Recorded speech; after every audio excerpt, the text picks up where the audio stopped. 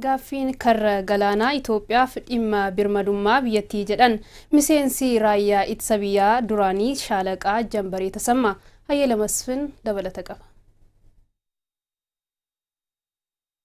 Itoophiyaan galaana diimaa fi buufata doonii Asabiif biyyoota dhiyoo ta'an keessaa ishee tokkodha.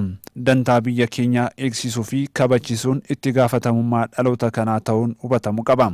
Dhimmi ulaa galaana diimaa ajandaa guddaa biyya keenyaati. Dhimmi kun deebii qubsaa akka argatu hayyuleen dippiloomaasii xiyyeeffannaa guddaa kennuu fi qabu kan jedhan ajajaan kumaa raayyaa ittisa biyyaa durii Shaalaqaa Jambaree Tasammaa biyyoonni idil addunyaa dhugaa Itoophiyaa hubachuu qabu jedhaniiru. Galaanni diimaan qayi baharneen kun eegamuunsaa qaama Itoophiyaa ta'ee eegamuunsaa qaama Itoophiyaa ta'ee eegamuunsaa murteessaadha.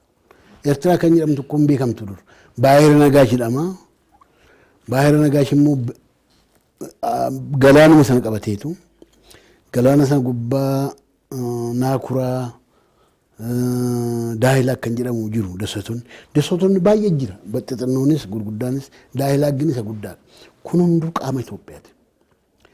Qaama Afaari Dankalaa kan jedhamu dhaqee qayi bahirin daangesse qayi bahir deseetii isaa gubbaatti deemee qabatee kan jiru kan Afaaridha. Bishaan diimaa ce'ee Itoophiyaan naannaa Yemen kanayyuu gara waggaa 400 biteera.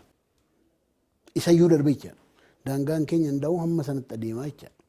Sana hoo dhiibne garuu galaan keessuma murteessaa kan ta'edha. Karra galaanaa argachuun Itoophiyaaf mirga uumamaan kennameefidha kan jedhan Shaalaqaa Jambaree gaafiin kun hanga deebii argatutti gama hundaan xiyyeeffannaan hojjechuu qabnaa jedhaniiru. Eertiraan amma bilisa bahettee barrii qabattee kan isheen teessu sabni Itoophiyaa miliyoonii meeqa ta'u inni bal'aan jechaadha. Karaa gadi ba'uu dhabee diin iddoo sanatti akka dhufu hin barbaannu. Ijaa kana tokkoffaa yummaa Eertiraan Ixaaliyaa jalaa gara Itoophiyaatti galtuyyuu bishaan diimaan kan Itoophiyaa ta'uu qaba jettee itti amantee murteessiteetu kan isheen federeeshiniidhaa Itoophiyaa wajjin goote jechaadha. Kana mootummaan kanaan dura jiranii haala daldalaatiin rakkoo mataa isaaniitiin dogoggora godhaniiru. Tokkummaa kana eeguu qabu ture hamma dhumaatti. Keessumaa wayyaan immoo balleesseetu gadhiisee warri bakkee jiran qeenyi gizaatii kanaan dura godhanii koloneessanii biyya qabatan kan isaan uumanii jechaadha. Malee dur Itoophiyaan akka jirtutti baay'ee guddoo Gibxiyyuu fudhattee jechaadha. Ijaa kana maal jechuun barbaada galaana ilaalchisee karaa dippiloomaasiis addunyaan bal'aan alaas Itoophiyaan baahir barree akka qabdu amanamaadha. Karaa seeraallee hoo deemne amanamaadha. International law karaa sanallee hoo deemame amanamaadha. Itoophiyaadhaaf kun barbaachisaadha.